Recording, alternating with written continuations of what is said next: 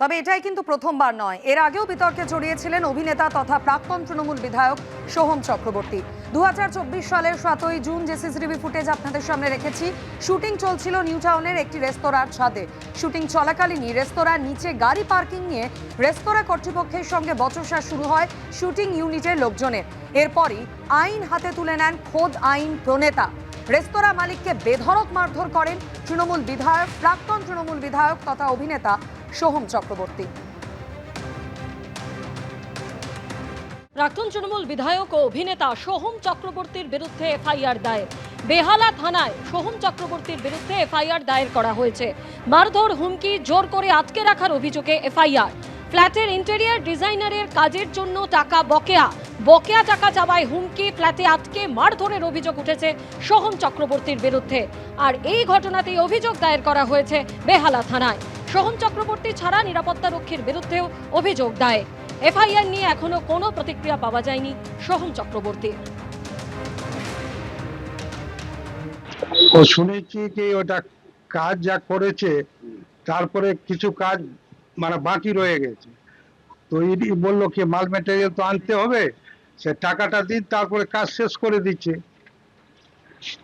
ওর উপরে মানে অত্যাচার করেছে, মোবাইলটা কেড়ে নিয়েছে আর ডেকেছিল, ওই জন্য ওই টাইমে 5:30 না কত টাইম ছিল ওই টাইমে গেল। হ্যাঁ, টাকা চেয়েছিল, টাকা দিল না, আর উল্টে ওর মারধর করছে আর মোবাইলটা কেড়ে নিয়েছে।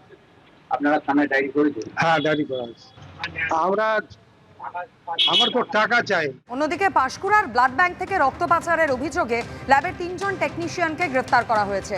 3 টেকনিশিয়ানকে প্রথমে তলব করে রাজ্য পুলিশের দুর্নীতি দমন শাখা, আর তারপরই গ্রেফতার। এই বিষয় নিয়ে আরো বিস্তারিত জানাবেন প্রতিনিধি ময়ূক ঠাকুর চক্রবর্তী আমাদের সঙ্গে রয়েছেন। ময়ূক, এই 3 জন টেকনিশিয়ানের হদিশ কিভাবে পেলেন তদন্তকারী আধিকারিকরা এবং কি অভিযোগ এই 3 জনের বিরুদ্ধে? দেখো, প্রথমে একজনকে গ্রেফতার করা হয় কিছুদিন আগে। দুর্নীতি দমন শাখা, অ্যান্টি করাপশন ব্রাঞ্চ, তারা একজনকে অ্যারেস্ট করেন এবং তাকে অ্যারেস্ট করার পর গোটা যে নেক্সাস সেটা কিন্তু সামনে চলে আসে দুর্নীতি দমন শাখার। এবং এই নেক্সাস সামনে আসার পর যেটা দেখা যায় যে ব্লাড ব্যাংকের যারা টেকনিশিয়ান, যারা ল্যাব কর্মী, তারা এই রক্ত পাচারের যে ঘটনা তার সঙ্গে সরাসরি যুক্ত। এবং তারপর আজকে 3 জনকে পাঁশকুড়া ব্লাড ব্যাংকের তাকে অ্যান্টি করাপশন ব্রাঞ্চের অফিস ডেকে পাঠানো হয়।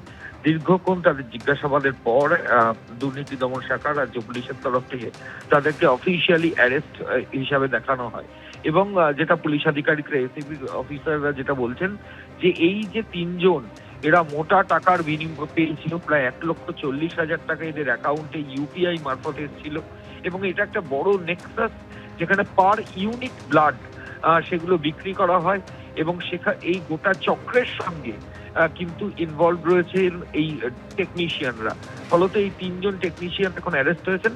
এখন অ্যান্টি করাপশন ব্রাঞ্চের গোয়েন্দারা দেখবেন যে এই গোটা চক্রের সঙ্গে আর কারা কারা জড়িত, এবং পাঁশকুড়া ব্লাড ব্যাংক ছাড়া অন্য কোনো ব্লাড ব্যাংকে এই অভিযোগ সামনে আসছে।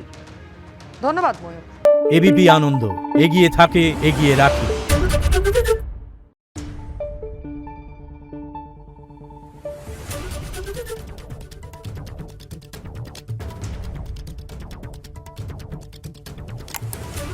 Thank you.